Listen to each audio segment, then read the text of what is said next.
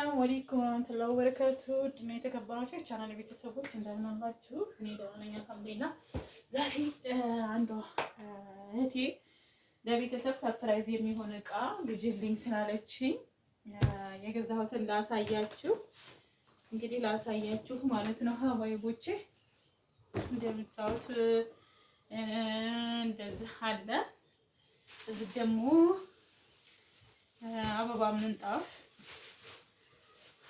ሁሉንም ዘርግቻ አሳያችኋለሁኝ። ላውጣውና ቀስ አድርጌ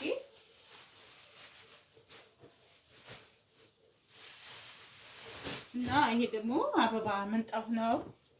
3x2 በጣም ነው የሚያምረው። ሲዩት ዘርግቻ አሳያችኋለሁና ዋጋውን እናገራለሁ ማለት ነው። እንግዲህ ለቤተሰብ ሰርፕራይዝ ማድረግ ለምትፈልጉ እህቶች ማዘዝ ትችላላችሁ። ስራ ጀምረናል። ይሄ ደግሞ ሙልጭ ብርድ ልብስ፣ ሙልጭ የሚባለው ብርድ ልብስ ነው ማለት ነው። ይሄ ሳላ የሚለበስ ማለት ነው። እንደምታዩት ይሄ 800 1000 ብር ይላሉ። ለነገሩ 800 ብር ነው የገዛሁት። ዋጋው 800 እቺ ማለት ነው። 800 ያው ከተከራከራችሁ አይሆንም ገበያ ማለት ነውና ይሄ 800 ብር። እንደዚሁም ደግሞ አበባ ምንጣፍ 7000 ይላሉ። ደንበኛ ካላችሁ ደግሞ እስከ 6500 ብር ድረስ የተገዛ አበባ ምንጣፍ ነው። ዘርግቼ ላሳያችሁ።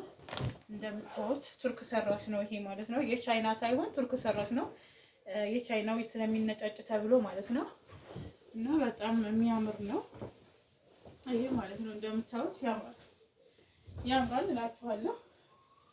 በጣም ነው የሚያምረው። በጣም ያምራል። ይሄ አበባ ምንጣፍ ነው ማለት ነው። እና እንዴት አያችሁት? ለቤተሰብ እንግዲህ ሰርፕራይዝ አድርጊልኝ ባለችኝ መሰረት ነው። እና እንደምታዩት ይሄ አበባ ምንጣፉ ይሄን ይመስላል ማለት ነው። እንደዚሁም እዚህ ደግሞ ብርድ ልብስ አለ። ብርድ ልብሶቹ እንግዲህ እንዳቅማችሁ አለ ሁሉም ነገር። ይሄ ዳብል የሚባለው ብርድ ልብስ ነው። ዳብል ነው 4.5 የሚመዝን ማለት ነው። ይሄ ዳብል ነው የምታዩት፣ ዳብል ነው ማለት ነው።